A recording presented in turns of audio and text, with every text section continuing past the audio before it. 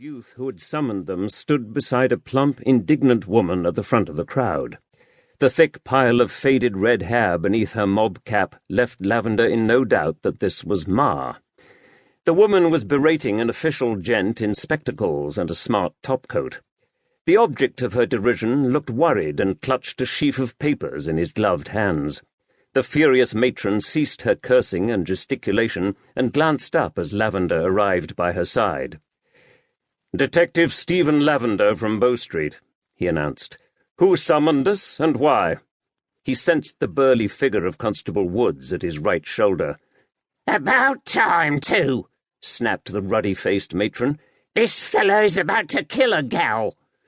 The crowd behind them murmured in anger. "What does he plan to do?" asked Woods loudly. "Beat her to death with a piece of paper?" Laughter rippled around the crowd. Lavender resisted the urge to smile.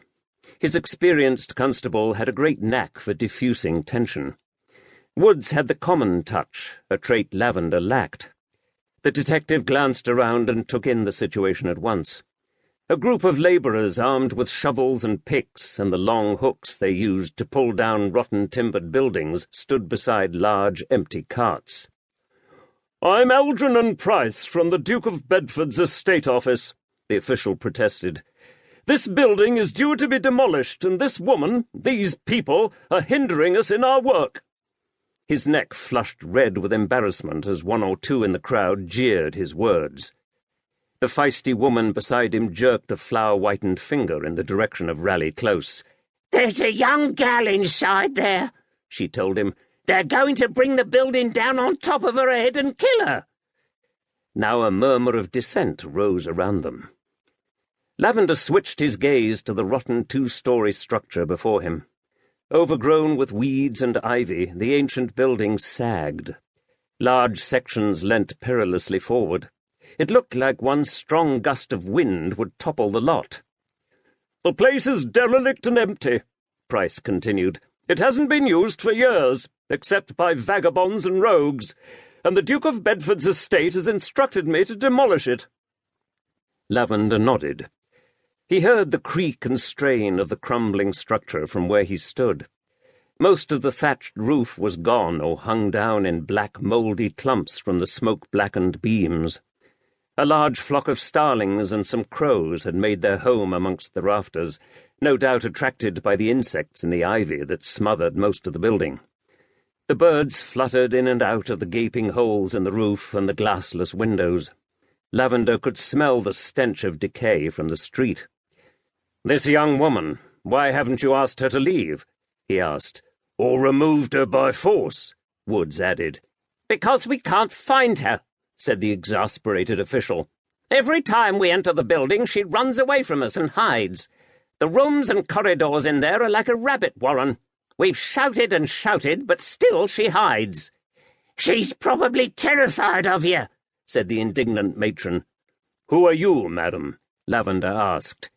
"Jaquetta Higgin," she informed him. "I own the bakery on the other side of the street." She jerked a thumb behind them. "This is my son, Nathaniel." She patted the tousled head of the young boy who had summoned them.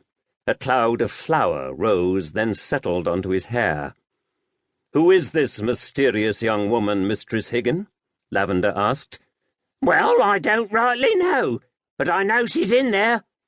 "What about you, Mr. Price?" "I have no idea. We haven't caught sight of her yet. She eludes us every time." "Well, how do you know she's in there if you haven't seen her?" Constable Woods sounded bewildered. His comment echoed Lavender's own thoughts. "Because of the infant!" Mistress Higgin's voice rose with exasperation. "The infant?" "Yes, we can hear its piteous cries as she runs from room to room, carrying the child." "Why do you think she is running, madam?" Lavender asked. Mistress Higgins scowled and gave him a look of contempt.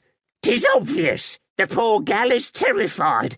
She might be a foreigner and not speak the King's English." As if on cue, the desperate and pitiful wailing of a newborn babe drifted towards them on the chill breeze. The hairs on the back of Lavender's neck stood up. There was something unearthly about that cry.